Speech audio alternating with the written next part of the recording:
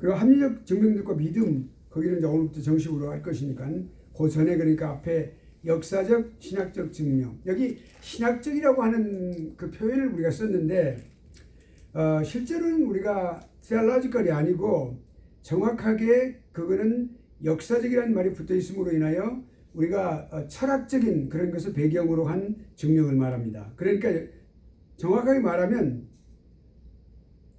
historical, 그 다음에 theological proof라고 말하는데, 그러니까 이 앞에 우리가 보편적 동의에 의한 증명이 있죠. 그거는 이제 종교를 바탕으로 한, 종교가 있을 때 세계 모든 민족들, 모든 사람들이 결국엔 똑같은 동일한 신앙 고백을 함으로써 그렇게 해서 인류 공동의 자산에 그 동의하고 그리고 함께 같은 생각을 하게 되는 것을 말하죠. 하나님의 존재 증명을 증거할 수 있는 그런 것을 말하는데, 여기 지금 이제 역사적 신학적 증명은 좀 더 구체적으로 들어가서 뭐냐면 이제 이걸 철학적인 것을 바탕으로 해서 그런 내용을 우리가 말할 수 있는 건데요. 그러니까 인류의 계획을 수립한 통치자가 세계에 있다. 이거를 이제 그리고 좀 더 세계는 발전하고 있다. 그리고 중요한 것은 뭐냐면 성경은 말씀하기를 이 세상이 점점 좋아져 가고 있다고 말하지는 않아요. 그러니까 이 증명은 좀 더 잘못된 것이라고 볼 수가 있어요.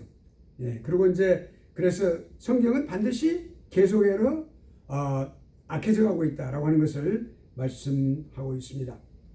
예, 그러니까 결국엔 이 원리로는 그러니까 무신론, 유신론을 정확하게 이제 구분할 수 없는, 그러나 어떤 것을 선택해야 되느냐 하는 그런 문제 증명된다 이렇게 말할 수가 있습니다. 그러니까 정확하게 어떤 마음으로 무엇을 증명하느냐 그런 것을 우리가 말할 수 있습니다. 자, 그러면 이제 여기서 넘어가고, 큰 내용은 아닙니다 이게. 그리고 이제 여기 합리적인 증명들과 믿음에 관한 문제를, 믿음과의 관계성을 한번 우리가 생각해 보도록 하죠. 이 부분은 좀 더 중요한 부분입니다. 자, 그러니까 증명했다. 하나님께서 존재하시는 것을 증명했다라고 말할 수 없어요. 프루프라고 말을 했지만 일종의 증언했다. testimony. 그러니까 증언했다라고 말하는 게 필요할 수 있을 것을 알겠죠. 예, 그러니까 그렇지만은 이런 그 내용, 합리적인 그런 내용으로 하나님의 존재하심에 대한 그런 합리적으로 증명한 이런 내용들은 유익한 것은 사실입니다. 예, 하나님을 완벽하게 증거하지는 못했다 하더라도 그러나 유익한 점은 있다. 예, 우리 이렇게 말할 수 있겠습니다. 그리고 이제 그 하나님께서 존재하시는 이 내용을 증명하는 거는 믿는 사람에게 있어서, 그리스도를 믿는 사람들에게 있어서, 신자들에게, 성도들에게 있어서 내가 어떤 종교적인, 기독교적인 어떤 의식 또는 그것을 바탕으로 해서 제2차적으로 윤리적이고 도덕적인 어떤 의식을 어떻게 가질 수 있느냐 하는 문제에 대해서 설명해 주고 있다고 볼 수가 있죠. 그러니까 그리스도를 믿는 그 믿음의 사람들은 갖고 있는 도덕적인 의식 또는 윤리적인 의식, 이런 것이 좀 더 확고하다고 볼 수가 있죠. 그것을 설명해 준다 이렇게 말할 수 있습니다. 그것이 하나의 supplement, 그러니까 하나의 보조적인 역할을 하는 그런 어떤 그런 것이다 볼 수 있겠습니다. 네.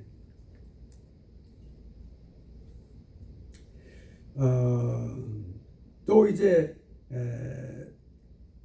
이 우주 만물이 하늘과 땅, 우주 전체, 그리고 이 모든 지상에 있는 모든 것들, 이렇게 지상에 있는 모든 것들이 우주 만물이 또는 우주에 있는 공중에 있는 모든 것, 날아다니는 모든 것들, 이런 모든 것들이 결국에는 하나님의 거룩하심을 증거해 준다는 말이죠. 우리 좀 더 이것을 신학적으로 표현하면 자연 계시의 한 부분이라고 말할 수 있겠습니다. 전 우주가 하나님의 아름다우신 덕을 비추는 거울이다 말할 수는 있다 이 말이죠. 예, 그걸 우리가 일깨워주는 그러한 합리적인 증명들이 될 수 있다는 거죠. 이걸 통해서 우리가 알 수 있다는 거죠. 그러니까 이 세상을 다 둘러보면은 결국엔 하나님의 존재하심을 절대로 우리가 무시할 수 없어요. 알게 된다는 거죠. 다 거기에 다 반추하고 있다 이 말이죠. 그걸 다 반추하고 있다. 예, 부인할 수 없는 것이다. 그러니까 누구는 무지하기 때문에, 나는 모르기 때문에, 나는 무지하기 때문에 나는 절대 하나님의 존재를 무시할 수 있어요. 나는 알지 못해요. 라고 그렇게 할 수 없다. 네. 그것을 우리에게 말해주는 것이죠. 근데 이제 마지막에 중요한 한 부분은 뭐냐면, 좀 더 몇 가지를 좀 말씀을 드리자면, 정명이라고 하는 것들이 명확하게 밝혀주고, 또 만물이라고 하는 것들이 하나님의 거룩하심을 나타내고 증거해 주지만은, 그렇지만은 결국엔 하나님의 그 존재하심에 대해서 확신하는 바에 대한 최종적인 근거는 될 수가 없다. 그러니까 좀 더 부족하다. 이것이 확실한 것은 아니다라고 하는 것이죠. 지금까지 우리가 여러 가지 6가지의 어떤 합리적인 증명들을 다 전부 이렇게 생각을 해봤는데, 그런 모든 증명들이 하나님의 존재하신다고 하는 분명한 사실에 대해서 확실하게 이렇다고 명확하게 텐저블하게 또는 비비드하게 이거를 설명해 주지는 못한다 라고 하는 것을 우리가 알아야 된다는 거죠. 예, 최종적인 근거가 아니다. 그럼 뭡니까? 그러면 과연 무엇이 최종적인 근거가 될 수 있냐? 여기서부터 우리가 이제 마지막 이 부분에 대해서 합리적인 증명과 믿음과의 관계성에 대해서 마지막에 우리가 생각할 수 있는 분명한 것이 나오게 돼요. 뭐냐면 믿음이라고 하는 거예요. 반드시 믿음에 의해서 우리가 하나님이 존재하심을 우리가 알 수 있다는 거죠.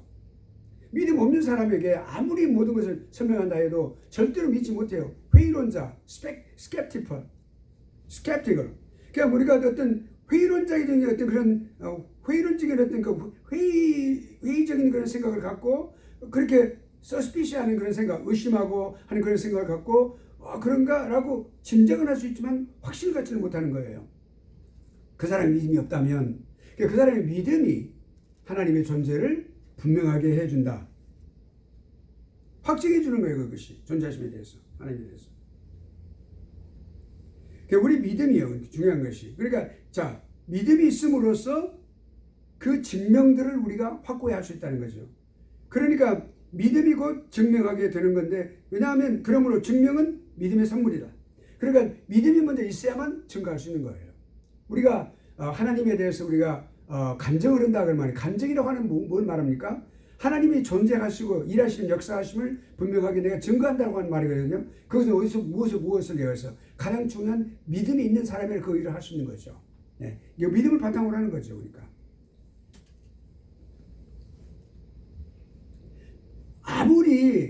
우리가 아무리 증명을 잘했다 하더라도 그것이 믿음이 좌우되는 건 아니라고 말이죠. 믿음이 확고해지면 그 증명이 거기에 따라오는 거기 때문에, 증명에 의해서 이런 어떤 합리적인 증명들에 의해서 우리가 믿음을 확고히 할 수는 없는 거다. 다시 말하면 순서가 잘못되었다. 또 반대로 하나님 존재하신다고 반대하는 것 때문에 우리 믿음이 잘못되어질 수는 없다. 거부당할 수고 부인당할 수는 없다 이거죠. 확고한 믿음은 왜냐하면 믿음은 하나님으로부터 주어진 것이기 때문에 그렇습니다.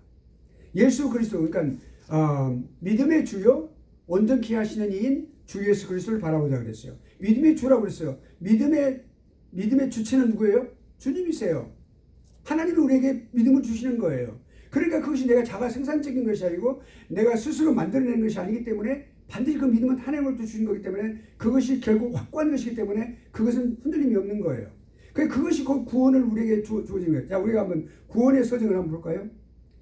구원의 서정 한번 생각해 보시죠. 여러분 이제 구원의 서정 한번 생각해, 구원론에 가서 생각하는 거지만 구원의 서정 생각하고 9가지 순서를 한번 생각해 보죠.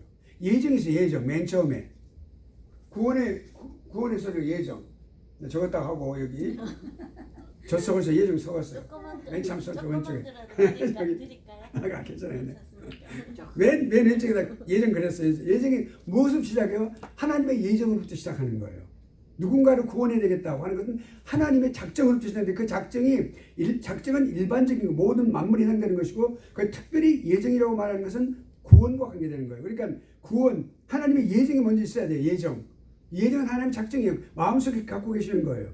그 다음에 하나님의 부르심이 있어야 돼요. 소명. 하나님의 소명이 있어야 돼요.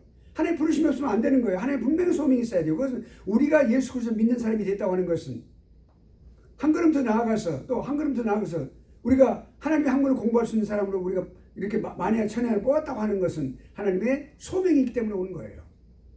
소명 없이는 한 며칠간 공부하다가 그냥 집에 가게 돼 있어요. 못해요. 예, 소명 없으면 절대로 못하게 돼요. 하나님의 학문은. 소명이 있어야만 그 계속 할 수 있어요. 얼마나 많은 대가를 지불해야 되는데. 여러분 목사가 제대로 된 사람, 제대로 된 목사님들이 목사연수를 받고 목회 활동을 하고 교수를 하고 사랑할 때 그 한 사람을 딱 이렇게 볼 때 그 사람이 얼마나 많은 대가를 연단을 통하여 지불했을지. 근데 지금 물질을 말하는 게 아니에요. 돈을 말하는 게 아니고 그 사람이 얼마나 많은 연단을 통하여 깎이고 또 깎이는 아픔을 겪었을지 우리는 감히 짐작할 수 없는 거예요. 신학도도 마찬가지예요. 신학도들이 신학을 시작할 때 거기서 시작되는 거예요. 정말 미치도록 그게 감당할 수 없을 만큼 그런 어둠이 계속해서 찾아오는 거예요. 어려움이. 그것이 뭐예요? 소명이 있음으로 인해서 그것을 인내할 수 있는 거예요. 자, 나중에 이제 인내는 나중에 나오고요. 그 다음에 그럼 소명이 있어 부르셨어요. 그 다음에 뭐예요? 맨 처음 하는 게 뭐냐면 하나님께서 딱 예수 그리스도를 통해서 중생은 지금 말씀드린 것을 때 하나님의 전적인 하나님의 역사예요. 우리 인간 힘으로는 0.0001%도 절대 거기에 공로가 없어. 절대 하나님의 절대적인 은혜로 시작되는 거예요. 그러니까 중생이 뭡니까? 다시 태어나는 거예요. 우리 창세기 2장에서 2장과 3장에까지 가서 그 이제 하나님께서 선언하시고 그리고 또한 심판하신 이제 선고하신 그다음 거기까지 보면은 우리가 뭐예요? 하나님이 그걸 먹으면 죽으리라 그랬어요. 그건 죽음을 선고받은 사람들이에요. 우리 영혼은 죄를 지음으로 인해서 아담이 죄를 지음으로 아담과 하와 죄를 지음으로 인해서 또 그렇게 태어나면서 우리 영혼은 완전히 부패된 상태로 태어난 사람들이에요. 이미 죽었다고 말이에요. 죽었어. 그러니까 우리가 기도할 때 말이죠. 죽을 수밖에 없었던 우리를 구원해 주시라고 기도하면 잘못됐어요. 이미 죽었던 우리를 그렇게 해야 돼요. 신학적으로 소위 신학을 하는 사람들은 아니 신앙을 제대로 가진 사람들은 이미 죽었던 우리를 살려내셨다고 말해야 돼요. 거의 죽을 수밖에 없었. 우리 거의 죽을 수밖에 없었어요. 아니요, 죽었어요. 우리는 살아서 움직이고 있지만 영혼은 완전히 부패돼서 죽었어. 사망을 선고받았기 때문에 죽은 사람들이에요. 그러니까 그것을 살려내신 것이 중생이에요. 하나님의 선언이에요.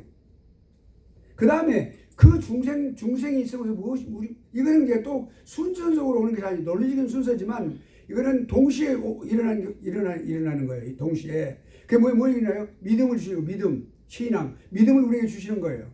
우리가 믿음이 있어야 돼. 믿음이 있음으로써 우리가 예수 그리스도 나를 위해 죽으셨다고 하는 사실이 믿음으로 받아들이는 거예요. 우리가 믿음이 없으면 안 되니까 아까 지금 우리가 믿음이라고 그랬죠. 이거 믿음. 이걸 내가 말하기 위해서 구원의 서적을 말씀하고 있는 거예요.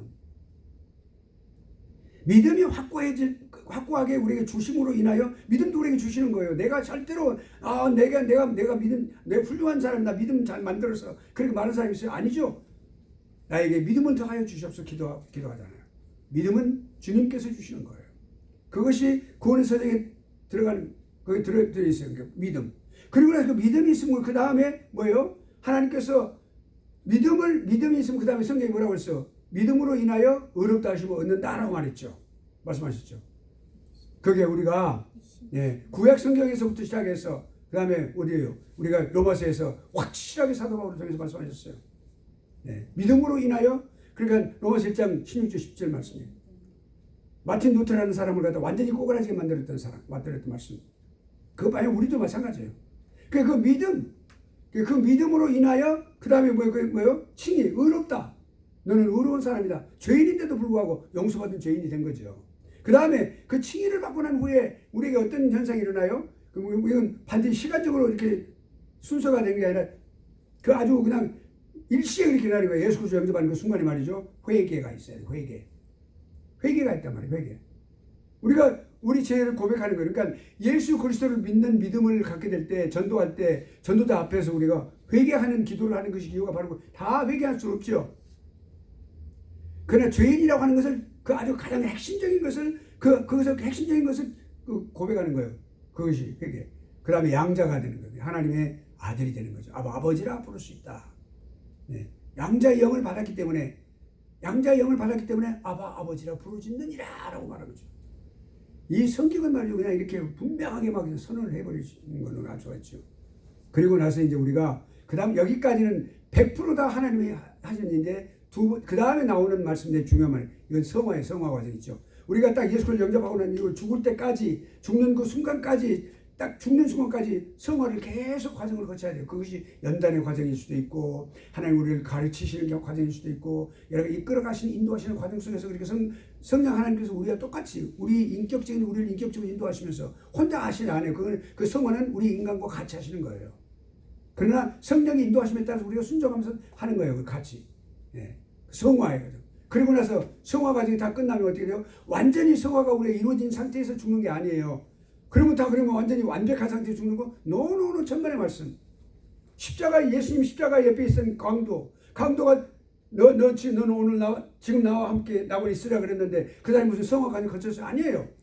그렇지 못하는 사람이 있어요. 평생을 통해서 뭐 60년, 70년, 80년 해서 죽을 때도 다 성화가 다 이루어지는 것은 아니에요. 성화라는 것은 거룩하게 되어져 가는 것. 거룩한 성품을 회복하는 거예요. 거룩하게 되어져 가는 과정이 성화, 거룩한 성자. 그러니까 그것이 그러나 완전하게 되는 거 아니에요. 그러나 그것이 다 이렇게 사람의 생명이 다 되어서 죽을 때 뭐가 일어나요? 죽음 직후에 딱 일어날 때 1초도 안 걸려서 죽음 직후에 뭐가 해요? 영화라는 단계예요. 영화라는 단계인데 영화라는 단계 이전에 뭐가 있어요? 성도의 견인이라는 게 있어. 성도의 견인, 그 8번째예요. 성도의 견인이 뭐예요? 성도의 견인이라는 것은 이렇게 믿음을 갖고 이렇게 중생을 체험하고 이렇게 칭의를 받은 사람들, 이렇게 회개하고 이렇게 믿음을 가진 사람, 하나님의 자녀가 된 사람들은 끝까지 모든 것을 인내하고 살아가는. 그러니까 그 사람이 아주 많은 대가를 지불하고 연단을 받아야 되는데 금방 포기하지 못해요. 포기하지 않아요.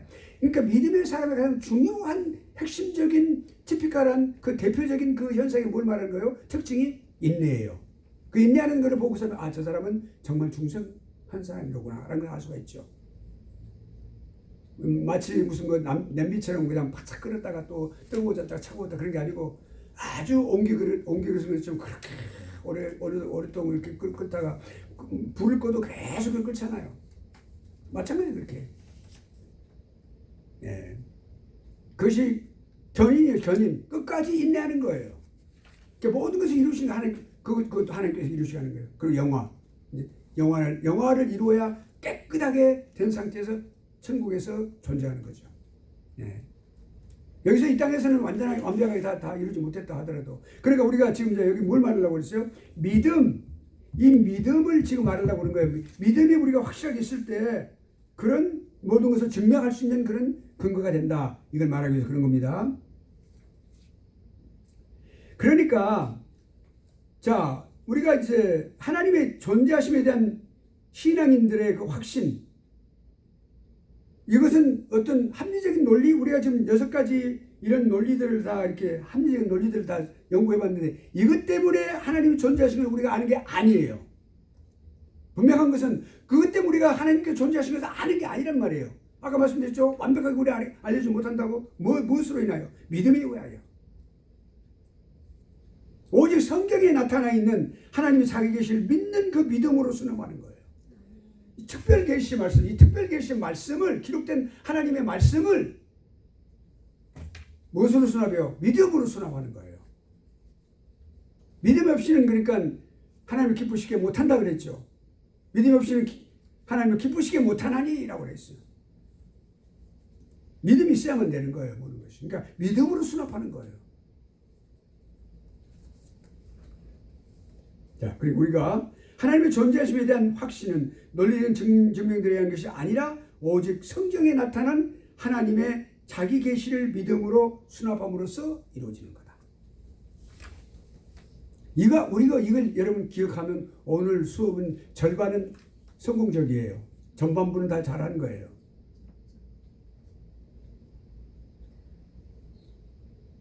그러면 2장으로 넘어가겠습니다. 제가 지금 조금 이제 진도에 대해서 좀 이제 신경을 쓰고 있어요.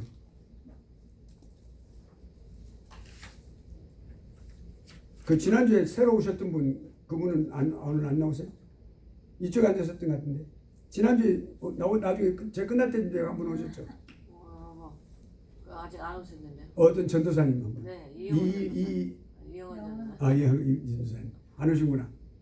아니, 좀 늦게 오셨고 좀 늦게 전사님 말씀하신 것 같은데. 아니 이영은하고 홍해나 거기 뭐 어디 아예 거기 뒤에 신학교에 예. 반주하고 뭐하고 그리고 예 끝났다며 알겠습니다. 오늘 예. 하고 이제. 자 그러면 우리가 저는 우리 학우가 한 사람이 오면은 신경이 많이 쓰이거든요. 그래서 내가 좀 자 하나님에 대한 그러면 이해 처음 왔잖아. 예? 작년 인사했잖아. 첫 시간부터. 지난부터 지난번에 계셨잖아요. 왜? 예, 첫 시간부터 그러니까 우리가 첫 시간부터. 강의에 너무 몰입 하다 보니까 정신이 좀 없으시죠. 열심히 하다 보니까. 오케이. 자 그러면 이제 우리가 이런 증명에 관해서 이제 지나갔습니다. 결론 우리가 생겼어요. 그 결론 뚜렷한 결론을 우리가 생각하고 있으면 돼요. 예. 그러니까 우리 강단에서 우리가 말씀을 증거할 때도 그것을 증거하는 거예요. 이렇게. 자 그러면 그 이제 우리가 이제 그 텔로스라는 게 있어요. 텔로스. 성령 하나님께서 성경을 기록하게 할 때 텔로스가 뭐냐면 중요한 주제를 말해요. 가장 핵심적인 그 주안점을 말하는 거예요. 어떤 연이라든지 어떤 문장이라든지 성령 하나님께서 반드시 주시고자 하는 말씀이 있어요. 그 읽는 자로 하여금. 그것이 텔로스예요. 그 핵심적인 거예요. 그러니까 그거 알면 그 성경을 우리가 잘 이해할 수 있거든요. 이 강의도 마찬가지예요. 무엇을 핵심적인 것인가 그걸 알면 되는 거예요. 그러니까 오늘 마지막에 그 결론이 핵심이었습니다. 자 그러면 하나님에 대한 이해를 한번 생각해요. 우리가 이제 증명 존재에 관한 증명까지 이제 끝났어요. 그러면 이제 우리가 하나님을 어떻게 이해할 것이냐, 이해할 수 있느냐, 그렇지 못하느냐, 하나님을 이해하는 거에 대해서 좀 더 깊이 들어가 생각해 보도록 하겠어요. 먼저 하나님에 대한 이해를 한번 생각해 볼까요?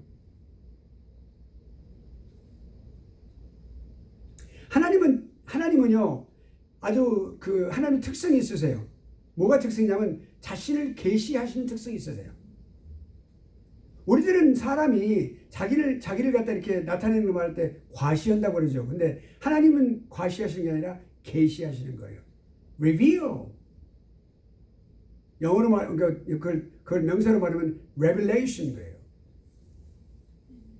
네, 그러니까 계시하시는 거예요. 자신을 나타내시는 거예요. 그러니까 self-revelation은 자기 계시 그런 뜻이에요.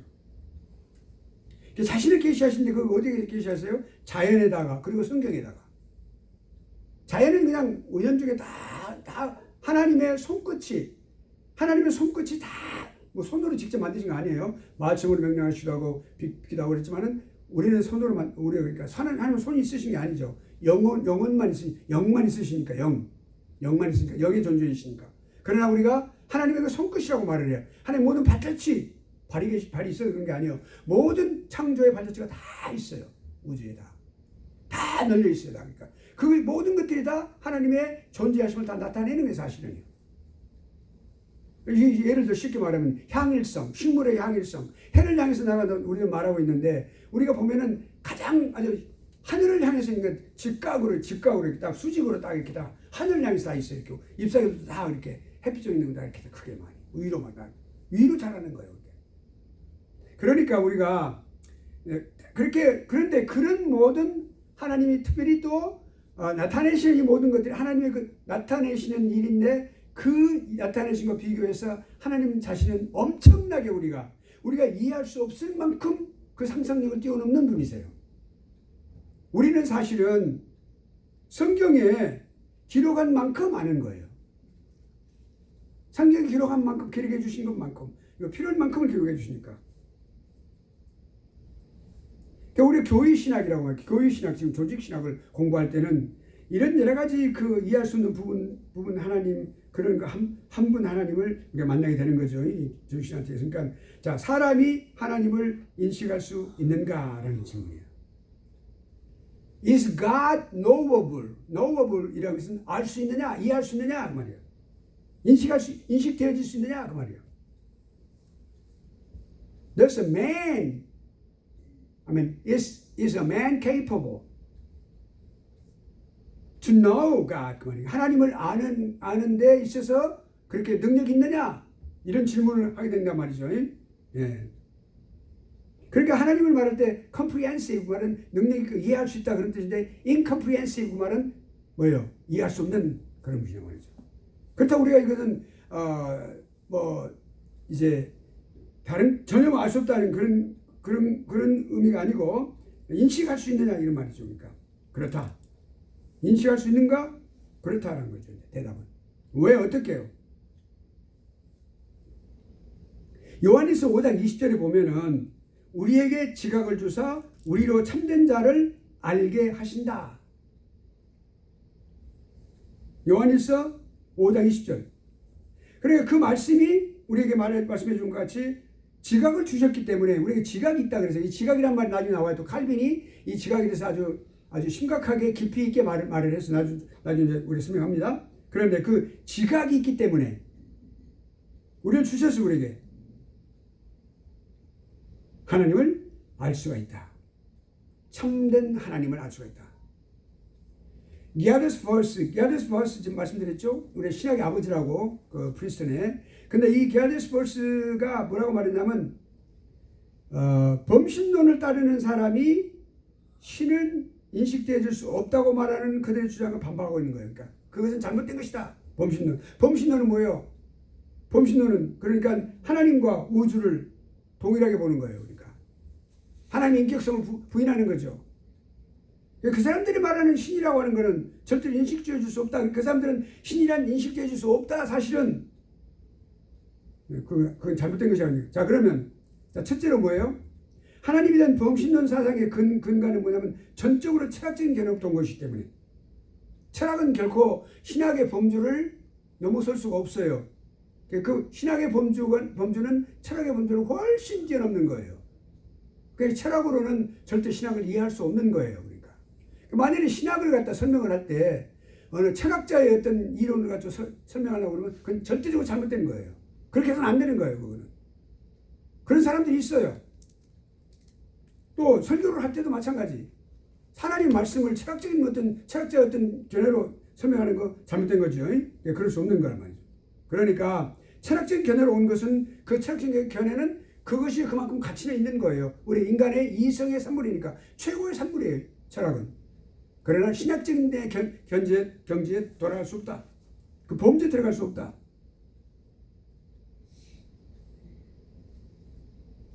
그러니까 하나님을 갖다가 이 범신론을 갖다가 우주다, 자연이다, 일체의 자연이다, 모든 자연이다, 그게 곧 하나님이다 이렇게 말하는 거거든요. 그러니까 하나님의 인격성을 완전히 부인하는 결과를 가져오기 때문에 그럴 수 없다.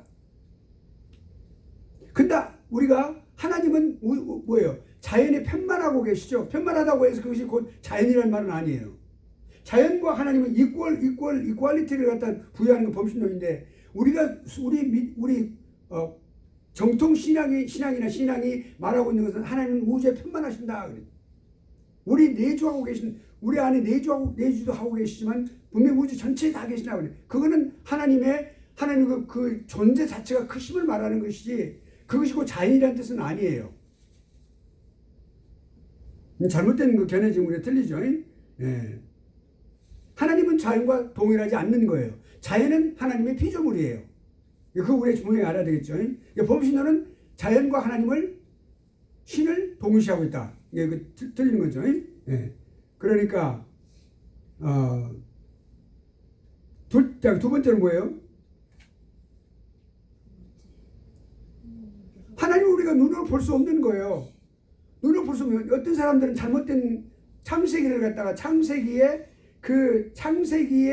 설명을 할 때 하나님께서 우리를 창조하실 인간을 창조하실 때 사람 창조하실 때 하나님의 형상대로 창조했다는 말을 그냥 막 팔다리 얼굴 막 이렇게 막 그 모양을 갖다 이렇게 설명하는 분들이 있어요. 그럼 그 잘못이겠죠? 왜냐하면 하나님 영이시기 때문에 형상이 없는 거예요. 기본적으로. 물론 특별한 경우에 제2위 하나님 성자 하나님께서 천사의 사람의 모습으로 나타나신 경우는 있어요. 유일하게 삼위 하나님 가운데서 제2위 하나님, 성자 하나님 그렇게 하셨어요. 그리고 궁극적으로 아주 온전하게 나타나신 것이 성육신이죠. 네. 인간의 모습으로 나타나신 분이 성육신이에요. 그 전에 구약시대에 오직 성자 하나님만 그렇게 그 세오파니라고 그래요. 신학 용어로 세오파니. 신의 현현. 크리스토파니라고 특별히 그래서 그러니까 그리스도의 현현이란 말인데 그 세오파니는 범죄에 들어가는 거니까 하나님의 현현 속에 그러니까 그리스도의 파니 그러니까 그리스도 파니 이렇게 말하는데 자 그러니까 자 아무튼 그렇게 특별한 경우를 제외하고 그거는 절대로 근본적으로 하나님은 영이시기 때문에 그렇게 가시적으로 어떤 육체적으로 설명할 수 있는 분이 아니다. 왜냐하면 자연을 갖다 말하는 것은 가시적인 것을 갖다 말하는 것이거든요. 왜 가시적인 것이 곧 하나님이라고 그랬으니까 잘못된 것이죠. 이거 지금 범신론에 대한 야네스 버스 박사의 그 내용을 지금 우리가 한번 리뷰하는 거예요. 세 번째는 뭐예요? 우리가 사실을 인정해야 될 게 뭐냐면 우리 이성은 한계가 있음으로 인해서 정확하게 하나님을 이해할 수 있는 그런 지식을 갖지 못하는 게 분명하다. 그건 우리가 확실하게 알아야 돼요. 그것이 우리 피조물, 우리 개혁 신학자들, 다시 말하면 정통 신학자들이 갖고 있는 사상이 있어요. 그건 뭐냐면 성경적인 사상이 뭐냐면 하나님은 창조주이고 우리는 피조물이라는 사실을 분명하게 구분해야 된다라고 말하고 있어요. 동일시하지 않아요, 우리를. 어떤 잘못된 사람들, 예를 들어서 케네스 헤이건이라든지, 케네스 코플랜이라든지, 이런 사람, 그 텔레비 그 설교자였었어요. 지금은 많이 늙었더만, 지금도 헛소리를 하더만. 자기가 그 천국에 갔다 왔다고 그러면서 그 옛날에 내가 전도사 시절에 한번 이거 봤었어요. 그런데 우리는 하나님이 될 수 있다고 막 그래요. 하나님이 될 수 있다고, 그래, 노력하면 그럴 수 있다고, 그렇게 한 적이 있어요. 내가 사도 내가 경악을 금치 못해요. 그 신학교 다닐 때 전도사들 막 충만해가지고 막 그냥 검도사잖아요. 우리가 전도사를 검도사라고 말해요. 검도사 그냥 칼로 치는 거야. 그냥 잘못된 게 막 확 치는 그런 생각 있잖아요. 누구나 다 있지. 그러니까 충만해서. 근데 그런 기질을 갖고 있는데 딱 보니까 테레비 것뿐만 아니라 그 전에 보지도 않고 그냥 이 사람은 케네스 코플랜 이 나쁜 놈이라고 막 계속 그렇게 했었지 내가. 그러니까 그런 건 잘못된 거죠. 예, 그 잘못된 거니까 우리가 그렇게 창조주 하나님과 피조물, 우리는 인간이 아무리 훌륭한 하나님의 작품이라 할지라도 우리는 피조물이에요. 그러니까 그 구분을 분명하게 해야 되는 것이요. 그러니까 온전한 지식을 다 갖지는 못한다. 하나님을 우리가 알고 있는 부분은 다 부분적이에요. 그 피조물에 대해서 우리가 다 다른 어떤 심지어 우리가 대화를 나누고 있는 사람의 마음도 우리의 뭡니까? 조상들이 우리 할아버지들이 뭐라고 했어요? 10길 물속은 알아도 한 길 사람 속은 모른다. 사람도 모르는 거야. 대화를 나누고 있는 사람이 그 한 길밖에 안 되는 그 마음을 알 수가 없는 거예요, 우리가. 근데 하물며 어떻게 하나님을 알 수가 있을까요? 절대 알 수 없는 거죠. 예, 그건 아주 좋은 예가 될 거예요. 그러니까 예수 그리스도를 믿지 않은 그런 우리 조상들이었지만 그분들 분명히 그 지혜를 통해서, 그 선언적인 지혜를 통해서 그런 말을 그렇게 속담으로 만들어낸 거예요. 하나님에 대해서는 더 그러한 거죠. 그러니까 절대로 하나님께서 우리에게 계시하신 만큼 우리가 알 수 있다. 자, 그러면 그 다음에 이제 네 번째. 왜냐하면 태초라고 하는 그 시절, 그러니까 모세가 성경을 기록한 게 BC 1446년에 시작됐어요. 그때가 그 연대가 무슨 연대냐면 출애굽 연대입니다. 그러니까 거기서 40년 동안 그때가 모세가 80세예요. 그 후로 40년 정확하게 이제 40년이 딱 됐는데 그때가 거기 이제 길갈 앞에 거기 이제 들어가지 못하고 느부갓네살 죽을 때 그때가 1406년이에요. 그러면 그때로부터 예수님 오실 때까지 1440년 있죠. 그 후로 우리가 지금 몇 년이에요? 2000년. 그러면 3400년, 약 3500년의 역사를 갖고 있는 거예요. 그렇게 그 기록할 때가. 근데 그 이전에 우리 정확하게 그 후로도 그 전에도 전부 통틀어서 우리가 약 6000년의 지금 역사를 갖고 있는, 성경적으로 본다면, 그러면 그 6000년의 역사를 갖고 있는 그 6000년의 역사는 그때가 태초예요. 그 태초와 지금과의 사이는 너무너무 간극이 있어요. 시간적으로. 우리 다 알 수 없는 거예요. 우리가 60년, 70년, 80년, 90년, 100년을 산다고 가정했을 때, 한 일주일 전에 아주 특별한 일 외에는 우리 1년 전의 이야기를 다 잊어버린 거예요. 잊어버리게 된 하나님은 이렇게 해마라고 하는 우리 두뇌의 말이죠. 전두엽이 우리가 다 완전히 이것을 보관할 수 있도록 해놓으신 게 아니라 잊어버리도록 하신 거예요. 잠잘 때 다 잊어버리도록 깨끗이 청소할 수 있도록. 그래 우리는 그거 모르는 거야. 그러니까. 우리는 그런 것도 직접 체험한 사람들이 아니기 때문에. 그러니까 그것을 우리가 잘 모른다. 그렇지만은 우리가 하나님께서 우리에게 이제 우리 창조하실 때 무엇을 주셨어요? 하나님의 형상대로, 예, 그러니까 의와 진리로 거룩함으로 우리가 그렇게 지으셨기 때문에 그 에센스 그게 영혼의 요소죠. 그거를 갖다 우리에게 그렇게 하셨기 때문에 우리가 그걸 이해할 수 있는 어떤 부분은 있다 이 말이죠.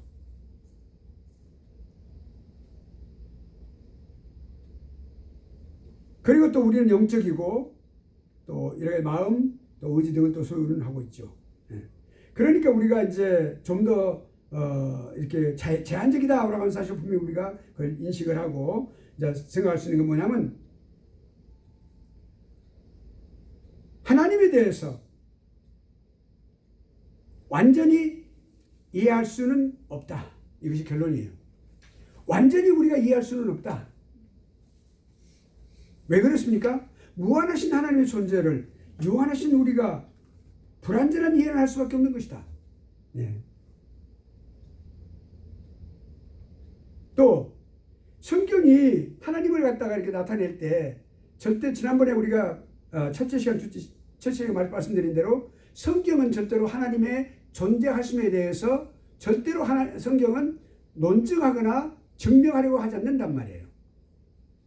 다만 성경은 하나님에 대해서 묘사하는 거예요. 디스크라이브 한다는 말이에요. 그 차이가 있어요. 창세기 1장 1절이 바로 그거예요. 태초에 하나님이 천지를 창조하시니라. 이건 묘사예요. 하나님이 천지를 창조하신다고 하는 그 묘사예요. 그 환경을 묘사하는 거예요. 일어난 그 일을, 그 이벤트를 묘사하시는 거예요. 묘사하는 거예요. 하나님이 존재하시는, 태초에 존재하신 하나님이 강조해가지고 존재하신 하나님이 그렇게 모든 것을 이렇게 하셨다 그렇게 하잖아요. 그것이 확실하다, 사실이다, 증명한다, 이렇게 말하잖아요. 성경은 그냥 묘사할 뿐이에요. 그러니까 그런 내용이 그 묘사하기 때문에 정의를 하지 않아요. 성경은 사랑도 마찬가지로 사랑도 정의를 하지 않아요. 사랑은 이것이다라고 하는 게 아니라 사랑은 어떻게 하는 것이다라고 하는 거예요. 사랑은 성내지 않는다라고 말했어요. 성을 내지 않는 것이다. 성을 내지 않는다라고 표현하는 거예요. 묘사하는 거예요. 사랑은 무엇이다라고 정의 절대 안 했어요. 성경에는. 사랑은 정의하는 것이 어려워요. 그러니까 반드시 행동과 그리고 그 사람의 마음과 행동과 관련이 있기 때문에 그 행동으로 우리가 그걸 증명하는 것이죠. 그러니까 그거를 우리가 중요하죠. 자, 그러면 칼빈 이야기를 한번 생각해 보죠. 하나님의 본질은 이해할 수 없다 그랬어요. 본질을 말한 거예요. 따라서 그의 신성은 모든 인류의 지각을 완전히 벗어난다. 신성이 있어요. 신성. 우리 인간이 인성으로서 하나님의 신성을 완전히 이해할 수 없는 거예요. 성경에 말씀하는 것만큼 우리가 아는데 그것을 우리가 학문화해서 이렇게 역사적인 그 관점에서 이것이 조성되고 우리가 어떤 확립된 이 교회 신학도 마찬가지. 그러니까 성경에 계시하신 만큼 나타내신 만큼 하나님을 이해하는 것이다. 이해할 수는 있어요. 그러니까 부분적으로 완전히 이해하는 것은 아니다. 자, 그럼 하나님에 대한 지식, 이거를 갖다 우리가 전제적인 그런 지식을 가지고 다음으로 들어가야 돼요. 하나님에 대한 지식, 이제 지식으로 대해서 이해할 수 있는 부분과 지식. 자, 첫째로 알 수 없는 하나님. 불가지론자들 제명하시죠. 에그나스틱. 에그나스틱 그러면 싱귤러 폼으로 불가지론자. S가 붙으면 복수형이에요. 불가지론자들. 에그나스틱스. 그리고 불가지론자의 그거 한번 생각해 보세요. 사람이 갖는 인식 능력, 그걸 갖다가 그 사람이 인식하고 있는 기능에다가 기초로 이 이론이 형성됐어요. 혁슬리가. 그러니까 뭐라고 하냐면 좀 더 구체적으로 말하면 사람의 마음이라고 하는 것은 자연적인 현상 범위 밖에 있는 것을 그 뒤에 배후에 놓인 거 이런 어떤 그런 그 외에 있는 것들을 알 수 없다. 그래서 초월적인 어떤 거, 신적인 거 이런 절대로 알 수 없다는 그런 것을 말하는 거예요. 그것이 불가지론자들의 주장입니다. 자, 그런데 그 사람들은 이제 하나님에 대한 지식을 부인을 하고 해왔어요.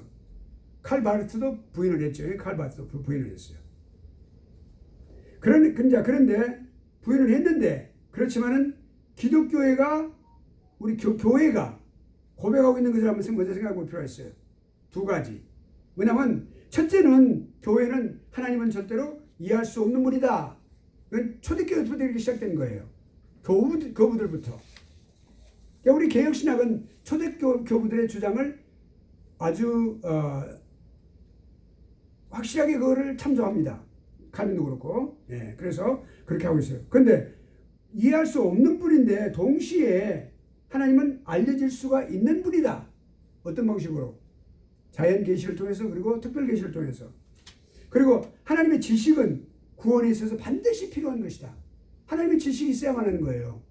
예수 그리스도께서 성육신에서 오셨다고 하는 거예요. 하나님이 제2위 하나님이라는 사실, 하나님의 독생자라고 하는 사실은 다 그건 지식이에요. 네. 제가 이거 선풍기 좀 틀까요? 감사합니다.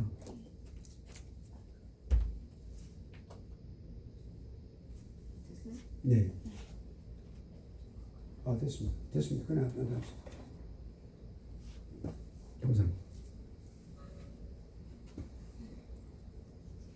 자, 이런 두 개의 개념을 하나님은 그러니까 알려질 수 있고, 또 하나님의 지식, 그것이 구원에 있어서 필수적이다라고 하는 것을 두 가지를 이렇게 계속해서 그렇게 고백하면서 왔는데, 그렇지만 하나님에 대해서 완전하게 하는 것은 불가능하죠. 칼빈은 그렇게 말했어요. 하나님에 대한 지식이 아니라 지각이라고 했어요. 지식이 아닙니다. 지각이에요. 지식과 지각은 달라요. 지각은 펑션을 말해요. 알 수 있는 능력을 말해요. 그런 걸 말해요. 근데 지식은 담을 수 있는 그런 대상을 말하는 거예요. 그러니까 우리가 소유할 수 있는 걸 말하는 거예요. 그러니까 지각은 우리가 소유하는 것이 아니라 우리에게 주어진 거예요. 이미 선천적으로. 그러니까 그 차이가 있어요. 지식과 지각은 반드시 달라요. 그러니까 그걸 잘 구분을 해야 됩니다. 그러니까 지각은 선천적으로 사람 마음속에서 심겨져 있다. 이것이 가장 중요한 출발이 됩니다. 그러니까 그 교재를 보시면 이 천부적인 자질이라고 바꿔주세요. 자질. 재질이라고 되어 있죠. 17페이지. 그 지금 하나님에 대한 지식에서 알 수 있는 하나님, 거기서 이렇게 쭉 내려가면 거기 칼빈의 말 다음에 이 천부적인 natural endowment, 거기서 그 한글로 자질이라고 자자로 바꿔주세요. 그러니까 이 자질이죠. 천부적인 자질이에요. 그것은 지각은. 그게 뭐냐면, 이 특징이 뭐냐면 타고난 본능이 있는데 그것에 의해서 하나님 아는 지각이 존재한다는 것을 알 수가 있다 이 말이죠. 이 지각이.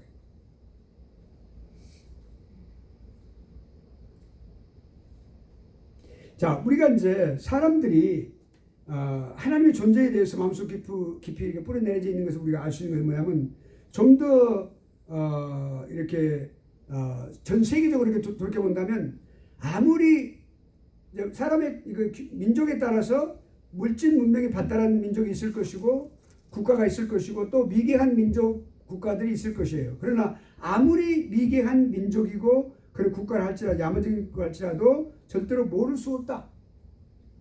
왜냐하면 모든 사람은 그런 지각을 갖고 태어났기 때문에, 선천적이기 때문에. 종교의 씨앗을, 칼빈은 종교의 씨앗을 말을 합니다. 종교의 씨앗. 그러니까 우리가 좀 더 이거를, 어떤 현상을 우리가 본다고 하면 사람들이 그런 지각을 갖고 있다는 증거를 알 수 있는 건 뭐냐면, 우상숭배가 그걸 중요한 증거가 될 수 있습니다. 사람들은 누군가를 섬기는 거예요. 절대로 섬기지 않고는 살아갈 수가 없어요. 반드시 섬겨야 된단 말이에요. 근데 그 대상을 알지 못하기 때문에, 우리가 사도행전에서 사도 바울이 이렇게 에덴에서 돌아다니면서 보니까 그 단이 있고 거기에다가 알 수 없는 신에게라고 이렇게 적어져 있는 거예요. 그 사람들이 알 수 없는 신에게 제사를 드린 거예요. 그러니까 알 수 없으면서 그렇게 훌륭한 그런 물질 모형이 발달한 그들에게임에도 불구하고 그 알 수 없는 신이라고 하는 것은 내가 너희들 그분 누군지를 가르쳐 주겠다라고 말을 했었죠. 그리고 여기 그 사실 그 우상 숭배예요. 그 사람들은요. 분명히 모르니까. 정확하게 대상을 명확하게 직시하지 못하고 또 적시하지 못하고 하는 것은 우상 숭배죠. 예. 예수 그리스도 믿는 사람이 교회가 아니고 어디 혼자서 들판에서 혼자 예배를 드린다고 한번 생각해 봅시다. 거기는 강대상도 없고 목사님도 안 계세요. 그럼 찬송가도 없고 아무것도 없을 수도 있어요. 기도만 할 수 있어요. 그냥 말씀은 있을 수 있어요. 근데 거기서 예배를 드린다고 했을 때 그 사람이 분명하게 마음속에 그 대상을 하나님으로 분명하게 믿고 삼위일체 하나님 대상을 믿고 예배를 드린다면 그거는 분명하게 확실한 거예요. 근데 그게 아니고 어떤 사람은 단순히 예수를 믿지 못하는 사람이 에이티스트 그러니까 무신론자가 그냥 누군가에게 빌고 있다면 그건 우상숭배가 되는 거예요. 대상이 하나님이 아니니까. 그 대상을 모르고 하는 것이니까. 그런데 우리가 알 수 있는 건 뭐냐면 그런 사람의 심령을 통해서 볼 때 분명히 그것이 우리가 하나님에 대한 지각이라고 해서 분명히 선천적으로 받았구나라는 것을 알 수가 있는 거죠. 그것이. 그걸 증명하는 거예요. 그것이. 하나님을 갖지 못했어요. 모시지 못했어. 예, 모시지 못하고 그렇게 경배하지 못하고 예배를 드리지 못하는데 그 우상숭배를 하고 있단 말이에요. 그러니까 대상이 결국에 하나님이 아니고 나무가 될 수 있고 또는 어떤 풀이 될 수 있고 그런 거죠. 에스키모 사람들은 인디안들은 아메리칸 인디안들은 여기 이제 남미에 가면은 인디오라는 그런 이름을 가진 사람들이 다 인디안들이잖아요. 빨간 얼굴 이제 백색이 아니라 적색을 가진 사람들. 그 사람들이 그렇게 말한다죠. 이제 나무들을 좋아하는 거예요. 이제 먼저 이제 버팔로가 인디안들의 주식이잖아요. 근데 버팔로가 여러분 이제 여기 캘리포니아에서 볼 수 있어요. 여기 이제 샌디에고 쪽에 가면은 여기 이제 뉴폴 비치에 가면은 아발론이라는 섬이 있어요. 바로 가까운 큰 섬이에요. 거기 관광지가 제일 가까운 섬인데 아발론, AVALON. 그러니까 아발론이 섬을 가게 되면 그 페리오를 타고 쭉 가게 돼요. 가면은 거기서 투어를 타고 차를 타고 가면은 뭐가 있냐면 곳곳에 아주 많지는 않은데 곳곳에 버팔로가 앉아 있어요. 아주 짙은 갈색의 큰 덩치에 아주 버팔로 딱 앉아 있어요. 움직이지도 않아요. 딱 앉아 있어요. 굉장히 커요. 엄청나게. 그 버팔로가 이제 사실은 인디안들의 그 주식이에요. 근데 그런다고 그러죠. 어느 역사학자가 그렇게 하는 걸 제가 기억을 하고 있습니다. 버팔로가 뭐예요? 버팔로가 소 같은 소, 들소인데 미국의 특산인데 엄청나게 큰 우리 한국의 황소보다 더 원래 더 큰 덩치가 큰 소예요. 엄청나게 큰 소예요. 뿔도 굉장히 크고 우리가 이제 그래서 그 버팔로를 잡아야 되는 거예요. 이제 잡아가지고 그걸 잡으면 몇 가정이 나눠서 이제 냉동실에 넣고 이렇게 이제 오랫동안 먹고 1년 동안 먹고 그러는데 그 버팔로가 주식이니까 잡으면서 그렇게 말한답니다. 버팔로야, 내가 오늘은 너를 잠시 죽일 거야. 참 눈물 나는 이야기예요, 사실은. 근데 그러니까 내가 너를 오늘은 잠시 죽일 거야. 그렇지만 내가 죽어가지고 이제 내 몸이 썩으면 내가 흙으로 돌아가서 썩으면 내가 너희들 후손의 이제 그런 그 먹이들 이런 먹이들 열매 같은 거 이런 거 있죠. 그 나무들에 내가 비료가 되어 줄게. 그리고 그걸 이제 버팔로 잡는답니다. 근데 또 하나 또 다른 데는 뭐냐면 이 인디안들은 나무를 아주 좋아하고 그 친구처럼 사는데 그 나무를 또 너무 숭배하기까지 해요. 그 에스키모 사람들은 그 일이라고 하는 그 몽골 사람들은 또 몽골리안들은 또 그 일이를 또 이렇게 숭배하는 그런 것까지 있다고 그러죠. 그런데 이 인디안들이 그렇게 그 나무들을 그렇게 좋아하고 이렇게 숭배까지 하는데 그 나무를 숭배하는데 나무를 그런답니다. 나무는 인디안들의 땔감이에요. 아주 그 필수적인 땔감이에요. 그러니까 베어야 되는 거예요. 베일 때 그런답니다. 나무한테 나무야, 사랑하는 나무야, 미안해. 오늘 내가 너를 베어야 될 거야. 베어야 할 거야. 너를 뵐 거야. 그래서 결국 뵐 건데 그렇지만 참 미안해. 그러나 너를 죽여서 미안한데 그렇지만 내가 죽어서 너희 무덤 위에 그러니까 나의 무덤 위에 내가 죽어서 나의 무덤 위에 풀이 나고 꽃이 피면 그 꽃이 피면은 풀이 나중에 지고 꽃이 지고 또 풀이 죽어서 결국엔 너희들이 또 너희 나무들의 또 뿌리가 그러니까 비료가 되어줄게. 그러면서 그렇게 한다는 거예요. 그러니까. 근데 거기서 내가 지금 뭘 이야기하려고 그러냐면 인디안들이 그렇게 숭배하는 것은 나무예요. 그러니까 그 우상 숭배죠. 결국엔 한마디로 말하면 그 역사학자가 참 좋은 그 예를 들었어요.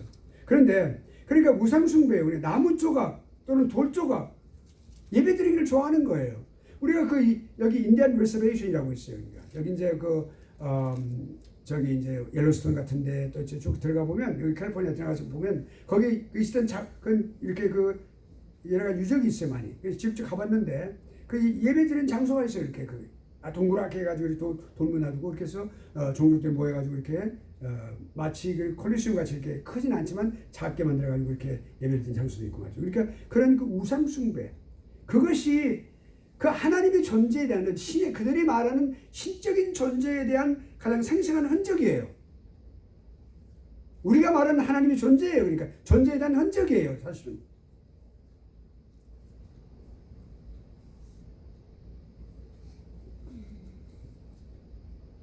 그러니까 우리 마음에 그런 지각을 주셨는데 이 지각을 통해서 그걸 알게 되는 거 이런 것을 우리가 그런 증거가 있는데 그런 증거는 학술적인 것은 전혀 아니라 할지라도 반드시 그 증거를 있는데 그것도 우리가 절대로 어떻게 해요?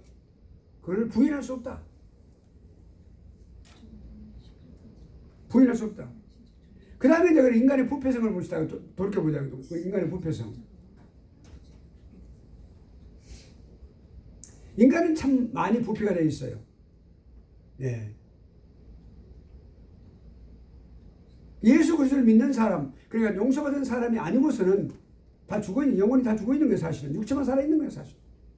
그러니까 알지 못하고 무지라든지 악한 어떤 뜻에 따라서 결국엔 지식에 있거나 부패에 있거나.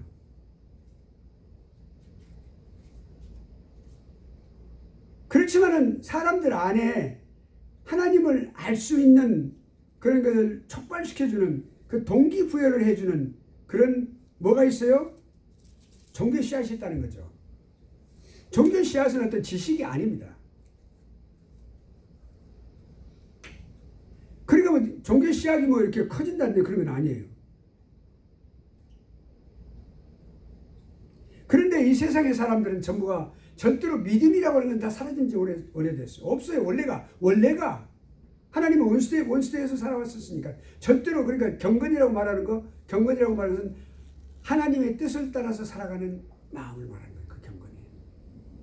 경건하다는 거룩한 자세 이런 말하는 게 아니고 성령 하나님의 인도하심을 따라 살아가는 것 그것이 경건이에요. 그런데 그 경건은 절대 없어요. 하나님과 관계성이 없는 거예요. 그런 없는 거예요. 그러니까 전부 다 부패되어 있어요. 그러니까 전적으로 부패되어 있어요. 전적이란 말은 전적 부패라고 하는 것은 우리 개혁신학에서 분명하게 말하는 건데 인간의 전적 부패는 두 가지를 의미합니다. 첫째는 인간이 머리끝에서 전인적으로 영혼과 육체 전적으로 다 그 부패됐다는 것이고 두 번째는 전 인류가 부패됐다는 거예요. 그 전적인 부패예요. 한 사람도 빠짐없이. 누구도 예외일 수가 없어요.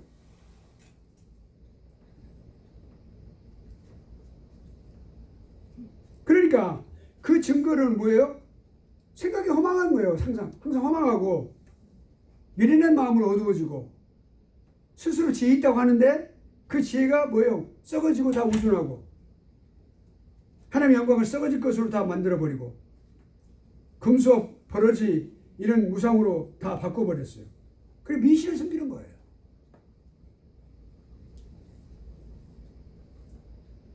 또 두 번째로는 습관적인 죄가 있는 거예요. 계속해서 죄를 짓는 거예요. 어떤 사람들은 참 위험한 말을 해요. 죄를 짓고 회개하면 되지 않겠느냐고 말을 해요. 여러분 그거 무슨 말인 줄 아세요? 하나님을 능멸하는 거예요. 하나님을 멸시하는 거죠. 하나님의 존재를 무시하는 거죠. 하나님은 한 번 죄를 지은 거에 따라서 절대로 그것을 용납하지 않습니다. 가만 내버려 두세요. 왜냐면 하나님은 관영할 때까지 기다리시니까. 근데 절대로 그것을 그냥 나중에 엄격하게 물으시는 거예요. 그걸 모르는 거예요, 사람들은. 믿는 사람들이 그런 말을 하는 거예요. 그러니까 잘못 가르친 거죠. 하나님, 용서의 하나님이라고 해서 너무 강조하다 보니까 강단에서 인기는 얻을 수 있겠죠. 그러나 올바른 복음은 아니에요.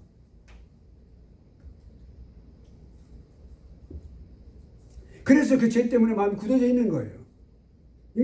지금 인간의 부패성을 우리 말합니다. 생각해 보는 거예요. 하나님에 대해서 거절하는 거예요. 다 그것이 부패한 마음이.